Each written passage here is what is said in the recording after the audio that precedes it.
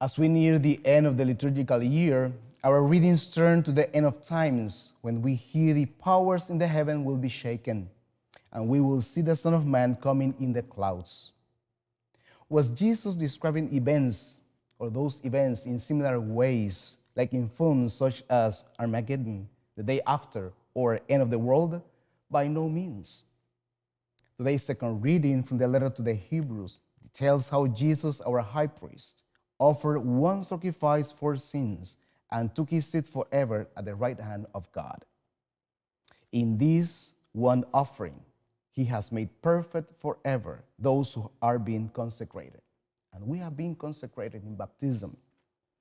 When we read or listen to the apocalyptic literature in the Bible that deals with the end of times, such as is found in our first reading and our gospel today, we might become fearful, and that's okay.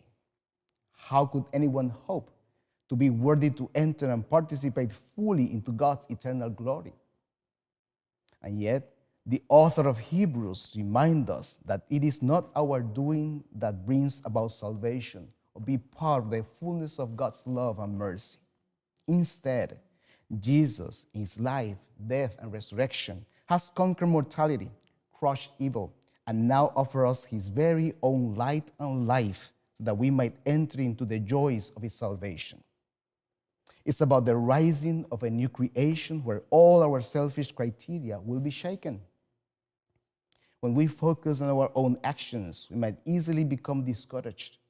On our own, we're not perfect, not sinless, not holy. It is only when we are united with the sacrifice of Christ that we become perfected in his all-encompassing love. The spiritual life does require something of us. And what is that?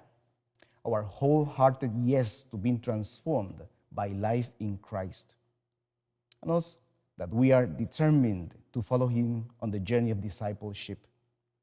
Today's psalm assures us that when we do this, we have nothing to fear, for the Lord is our inheritance. And what an inheritance God has planned for his faithful ones. So, my dear friends, this week, let us ponder how we have lived our lives up to this point. In light of the uncertainty of time allotted for us in this life, how would you like to live in this coming year?